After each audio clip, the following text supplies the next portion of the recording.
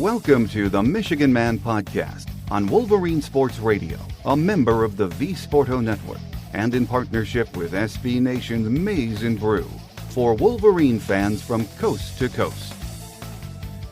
Go Blue and welcome to the show. I'm your host, Mike Fitzpatrick. The academic year is officially over, and spring sports are in the home stretch of their respective seasons. Joining us today with a lot to talk about is senior editor John Borton from the Wolverine Magazine. As we were getting ready to tape this morning, Hunter Dickinson made his announcement. No surprise, because last night he tweeted out his goodbye to Michigan and the fan base. Then Thursday morning he announced Kansas would be his next stop. Maybe someday he'll discuss what led him to leave Michigan and why he chose Kansas. Most observers I talked to think NIL was the driving force. Others aren't so sure, because Michigan did sit down with Hunter recently and, according to all parties, made Hunter aware that he was wanted in Ann Arbor and that staying at the same time could be very profitable. So, as I said, maybe someday we'll get Hunter's full version of the story, but for now, he's decided Kansas is where he wants to be. John Borton and I discussed the Hunter situation when we taped, but his announcement was made after that. Hunter aside, there is still a lot to talk about when it comes to what's going on with Michigan athletics. Joining me this week to do just that is the longtime editor and good friend of our show, John Borton from the Wolverine Magazine. So stay with us.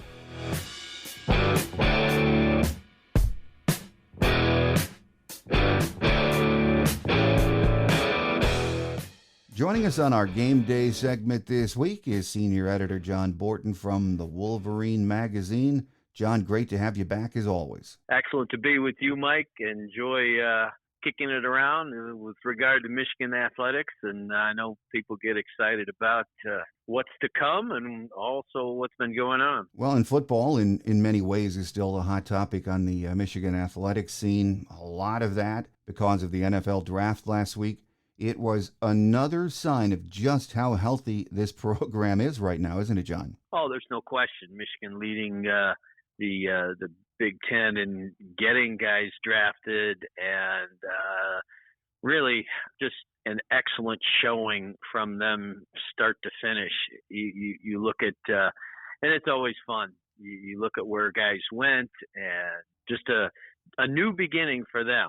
And from Mozzie Smith going to the Cowboys in round one, and then you look at Luke Schoonmaker, who had some injuries his last year, but to be able to go with the 58th pick overall, round two, also to the Cowboys, that's kind of a fun start for a couple of former teammates and I guess still teammates.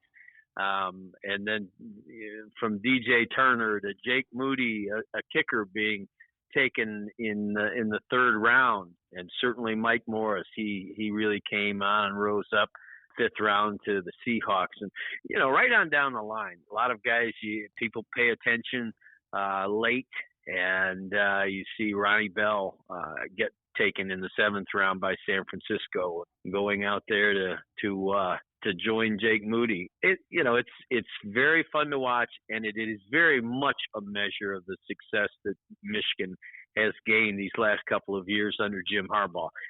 Michigan has always produced the talent, but boy, it's really come together to turn into Big Ten championships and the playoffs and all of the actual on-field rewards that you get.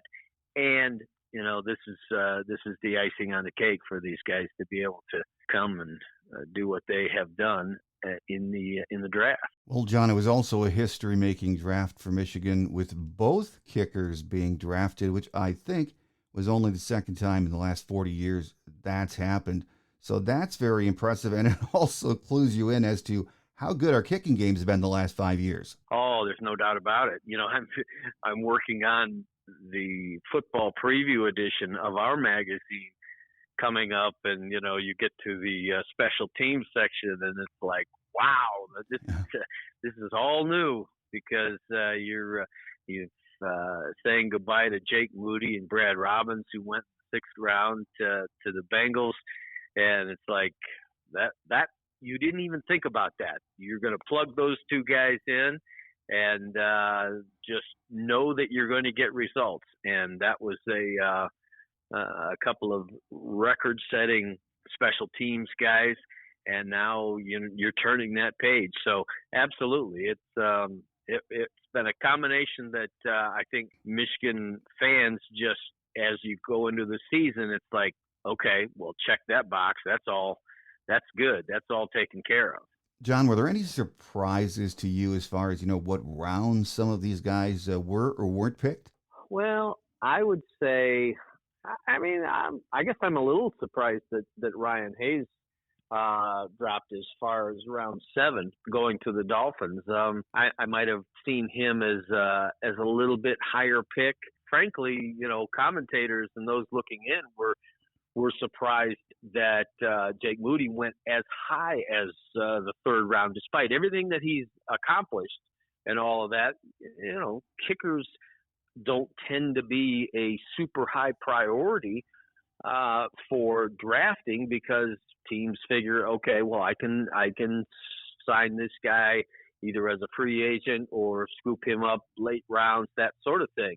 But San Francisco really made it a priority to go out and get Jake Moody in that 3rd round. So I guess that would be one on either end of the scale, one that maybe went a little higher than a lot of people expected, and maybe a guy that you thought might be taken a little bit sooner than he was. Well, it was no question a great draft. What's even better news, John, is that's wrapped up, and then the next day Pro Football Focus is out saying next year, or this coming season, Michigan could have as many or even more players drafted, which says a lot about what the talent level is in Ann Arbor right now, doesn't it? Oh, there's no question about it. The talent level, and it's getting showcased, and you're having, we've talked about the transfer portal, which is not being very kind to some teams in the Big Ten at the present, but certainly Michigan is a destination spot. You've got guys coming in that are several year starters that can plug in and really help this team. So when Lloyd Carr used to say, when you win, there's enough for everybody. And I think that is really showing up, not only in the transfer portal additions, but the draft evaluations, the recruiting that Michigan's doing right now, right up there with the top programs in the nation in terms of who they're able to get commitments from right now. There's no question. It's a situation where they have had it rolling the last 2 years. There's nothing that can be said about them negatively in recruiting, unless it would still be, well, they're getting to the playoffs and they haven't won. That's the next step. But you've got, whether it be a transfer or whether it be that young recruit that is looking at programs saying, well, this is a place where I can win big, I can be showcased in front of one of the largest crowd in the nation, and millions on television, all that kind of thing. You've really gotten it to where people thought Jim Harbaugh would have this program when he came in. It might have taken just a little longer than expected, but they are rolling now, no doubt. Absolutely. I mean, last year at this time, people were sort of wringing their hands with the class of 23, thinking, oh my gosh, how can we come off a Big Ten championship, an appearance in the playoffs, and not have a top 5 class? But when you look at this year's class, the way it's shaping up, and of course, there's plenty of time before kids actually have to sign on the dotted line. But as of right now, the class of 24 shaping up to be one of the best in the country and the best at Michigan in a long time. Yeah, there's no question about that. You just look at some of these guys they've already gotten commitments from on at key positions. Jaden Davis, the quarterback out of Charlotte, North Carolina, and people so excited about him and what he can do. The national ranking, 28th in the country overall, at least in the On3 listings, and the 4th best quarterback prospect in the nation. You got Brady Prieskorn the big tight end that just recently committed, Jordan Marshall out of Cincinnati, as a real top running back, and you just go right down the list, and there is a high level, as you mentioned, of talent headed Michigan's way. People very, very excited about this recruiting class. It's getting done early, and that just leads to more commitments. Then you can be choosy about those latter ones, because there are always some top names hanging around and waiting to decide. And if you've already laid a really good foundation, and you've had those, I guess the foundation started in the results the last 2 years, but then if you can show, okay, these are the guys that are on board, these other guys come in and say, hey, I want to be a part of this. So yeah, they're in a really good position. Well, John, Jim Harbaugh continues to broaden the college experience for his players. He talks about that a lot. And once again, the team is traveling together. And from all reports, especially following what Chris Ballas is saying, the tour is wrapping up this week, but it's been a huge success, hasn't it? Oh, I think so. Yeah, something very different. You were having these international trips for a while, and different experiences in whether it be Rome or South Africa or you name it. And then to turn it to kind of regional last year, and for these guys to get the Michigan experience in the northern part of the state was very different. But in this, to hit some points around their own country in different areas, I really enjoyed seeing clips from the guys going to the stock market in New York, and that experience, and just things that they learned, and it's and really invaluable lessons and educational experiences, and I think that's what Jim Harbaugh's after. Every time they've done this, it's been more than, hey, we're gonna take you and show you some wild places and just have fun. They've had a lot of fun along the way, but there's always been an educational aspect to it, and I think that's a big deal. You could tell these guys were enjoying the experience, but getting their eyes opened to some practical things that they can apply and different areas of interest that they might pursue. Well, aside from the cultural and the educational aspect of it, you hear players say all the time after these trips, great bonding experience too. There's no doubt. I mean, you're thrown together in a different world. I mean, it's one thing to be together in football, and I've talked to players for decades who talk about that shared experience. And it's kind of, they talk about the shared misery that brings you closer whether it be two-a-day practices and just tough things that you are enduring to prepare and get ready. That's a great bonding time in itself, but in a very different way. Here, you're thrown together into whether it be a South African beach, or whether it be visiting Rome and seeing sites that are centuries older than your own country. It's very different, and it takes them out of their settings and interactions of the norm. And so, no question, it's the bonding aspect takes place it enhances, I would say, the football experience of bonding. No doubt about that. Well, moving away from football for just a few minutes, John, because there's a lot of other stuff going on the athletic scene. Let's talk a little about basketball. Coming off a disappointing season, we've seen key players declare for the draft. Hunter Dickinson enters the portal along with some other of the bench guys. Juwan has a big rebuild on his hands, doesn't he? There's no question. Yeah, it's kind of the ultimate punch in the gut was Hunter Dickinson deciding that, it'd been one thing if he had said, okay, I want to make some money in playing basketball now beyond NIL money, and I'm going to give the NBA a shot or go to Europe or whatever it is.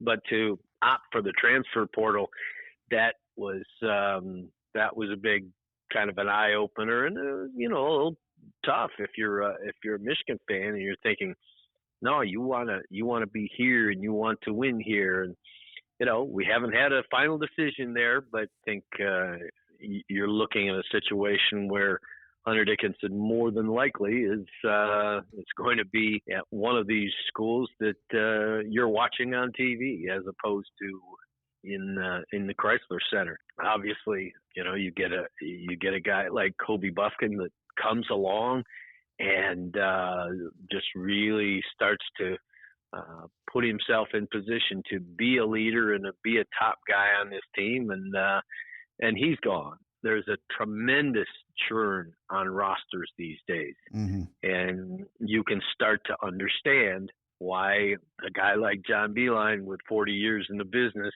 took stock and said, I see what's coming, and maybe it's time to get out of it.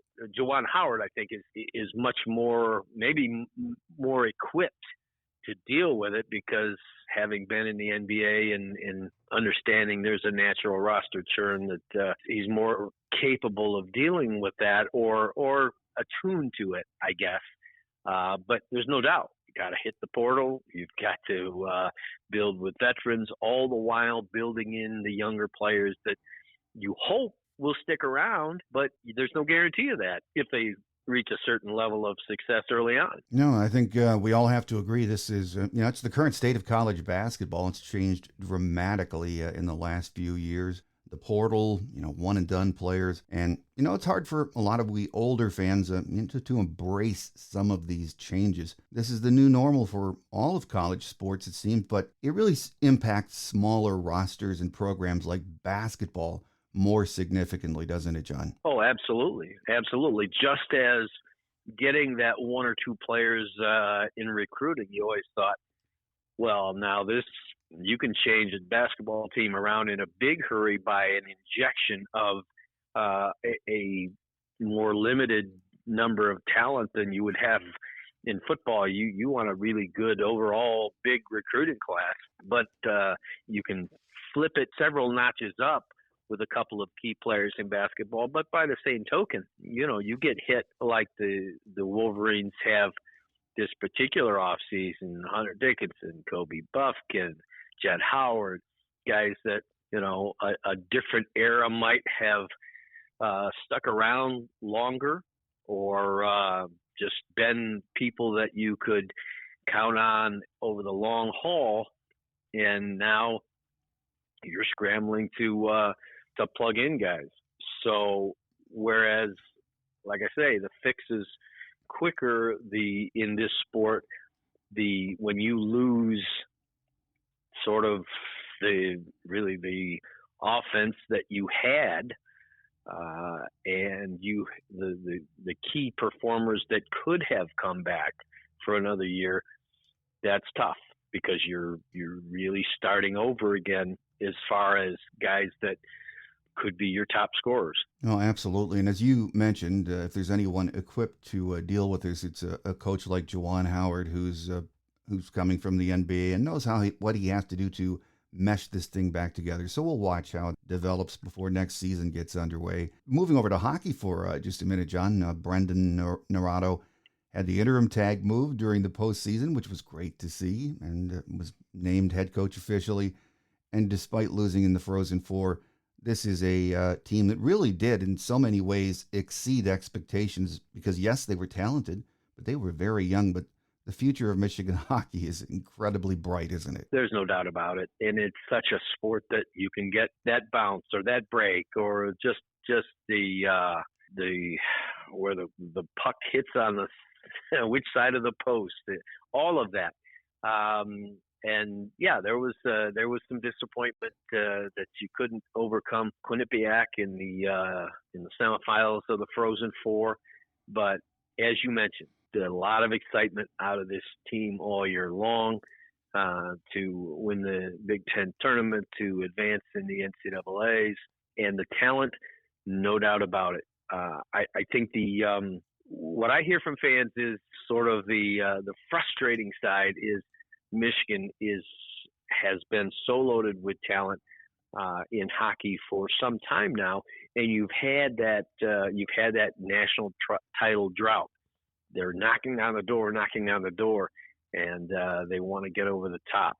But at the same time, it's hard to complain much about the hockey that you got to see all season long out of this team. And I think it was a foregone conclusion that, as you mentioned, Brandon Naurato was tagged as the guy that is going to continue this thing going forward, because he will, now he doesn't have to worry about, okay, am I going to be the coach going forward?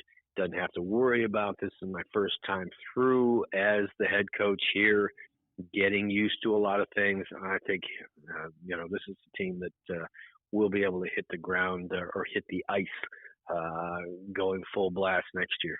And hockey's sort of pretty much like basketball, John, where you watch this very talented young team play, and it's sort of a double-edged sword for Michigan. They have so much talent on the roster. How much of it after 1 or 2 years is heading to the NHL, and then you're rebuilding again. So every year you say, oh, we're almost there, and then we lose great players to the NHL. That's just the way it is too. Yeah, exactly. There's you want to see the greatest players in your own team's uniform, but there are some sports, and more in recent times, where it's like, man, could you be just a little more like Wisconsin basketball at times, where you're really good but not great, and these guys stick around 3 and 4 years. I guess the great quandary of some of these sports that you want to have the best talent, but when you do, you risk losing them sooner than you'd like. And I guess the best or the better news is that when they lace it up next year, they have maybe the top recruiting class coming in. So we'll do it all over again with a lot of talent still on the ice for Michigan. So we'll see how Coach Naurato puts it all together again.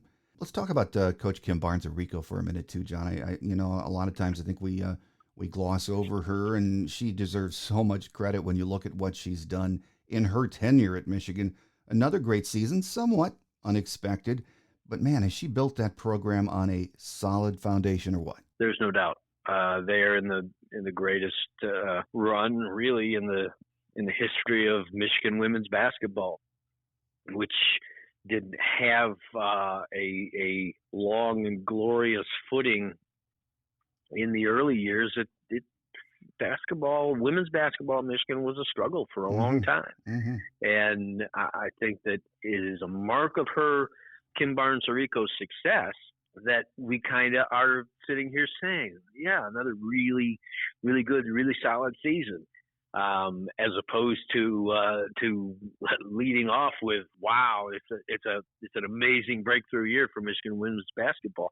No, they've gotten there. They've gotten there to where all of a sudden the expectations are, yeah, they're going to be very competitive. They're going to hold their own in the Big Ten. They're going to make the NCAA tournament, and so that's itself tells you that it's a very, very solid program. I remember football in the 90s when people were bemoaning the 4-loss seasons, and what that meant was you're not one of these teams where you're not historic Purdue, where I have Purdue fans that are my buddies, and they say 4-loss season, we would have been celebrating that, and that's kind of when you look at Michigan women's basketball, the fact that we look at this and say, yep, another good season for Coach Barnes of Rico. You're looking for that now. It's not a shocker. It's not the biggest headline news, because they've got that foundation and they've come along, and that's kind of the expectation now. Well, John, as we close the calendar year on Michigan athletics, there are so many other sports who enjoy great levels of success: swimming and diving, wrestling, men and women's gymnastics. They just continue to compete at an elite level, don't they? there's no doubt about it. You look around, and they got on such a spate of Big Ten championships there for a while. It was like, wow, who's next? You checking all those boxes. And there's lots of competition, and that means for those programs that want to and need to pick it up a little bit, it's like they are very aware. Talk to the coaches, and they say that it's a competitive thing. You see other programs around here winning Big Ten championships or making the NCAAs and making a run and that sort of thing. It is very much an inspiration and a challenge to your own program. Okay. What about us? Let's get this thing going. Well, the winter sports enjoyed a great degree of success, and of course it's spring now. And when you look at softball, the beginning of the Bonnie Thole era underway for Michigan, and they're wrapping up the regular season this week, 24-21 overall, 10-10 in Big Ten play. And as we all know, what they say about following a legend, never easy. Following Carol Hutchins has been difficult so far for Coach Thole, hasn't it? Yeah, and it's been a struggle. You look at the record you mentioned, the 24-21. That's not what you're used to seeing out of Michigan or Michigan softball at this time. I have great deal of confidence in Bonnie Thole, player here, coach for years and years under Hutch, and I think she knows the levers that need to be flipped and the things that they went through this year. I think that she will definitely address and hit the recruiting trail harder than ever and get that going, because it's just what I was talking about before. And with softball, there's the extra challenge of, okay, you've got to keep up with what the unbelievable run they've had over the past several decades. And so, it does get your attention when they have a season that dips a little like this one. So I think they'll be looking to come back stronger than ever, and really both through recruiting and building with the players that they have, look to take that a big step up next year. And pretty much the same for baseball. Tracy Smith and the team in the home stretch right now, 21-20 overall, 9-6 in the Big Ten.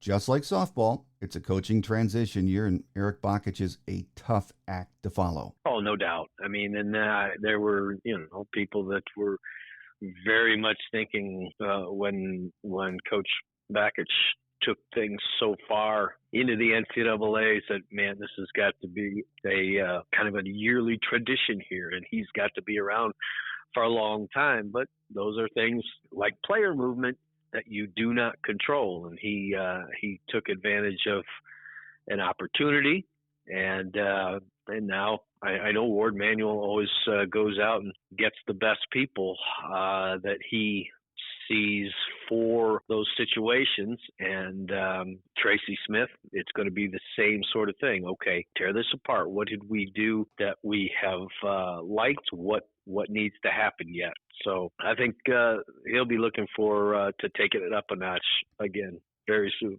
Final question before we let you get away, John. NIL is still something a lot of our fan base struggles with. I know you hear about it a lot. I get plenty of communication asking questions, and many of them are waiting for Michigan to do more. Do you think the athletic department is doing enough right now, or is there still more that we're going to hear about or that needs to be done in NIL? I think that that's a very fluid situation. I think there's more that can be done. I think a lot of people realize it, and they're balancing laying a good foundation with laying a responsible one. Mm-hmm. Jim Harbaugh's declared it. Ward Manuel has certainly confirmed it. This is not going to be a situation where, like in a lot of places, Michigan uses NIL to recruit. It's not going to say, okay, superstar high schooler, we're going to pay you this if you come here. Now, I think they're going to establish more and more levels of expectation for those who stay, I guess, and become veterans. And that will still probably have them at a disadvantage with some. But you combine it with success, like you have with a football program, and you can see what that's producing in the way of recruiting right now. So I think it is getting used to a new era, and I think they're working at it from both ends, both in developing their program to a higher level and also educating those who are out there that are potential Wolverines, that this is going to be very good for you if you come here and establish yourself. Well, we'll keep an eye and an ear on that and see what happens over the coming months, coming years, as NIL continues to develop. As you said, it's a very fluid topic.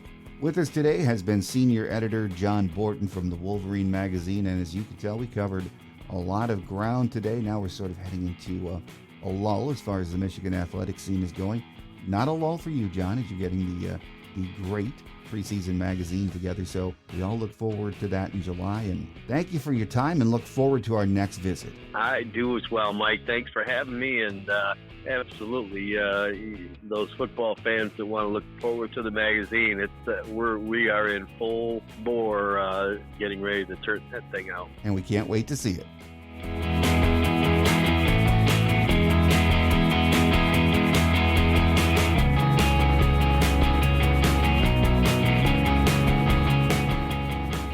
On Quick Hits today, we've reached that time of the year when, other than spring sports wrapping up, it's the quiet time of the year around Michigan athletics. Sure, football recruiting will remain newsworthy, and we'll cover that. And with each week that passes, we will be closer to kicking off another season.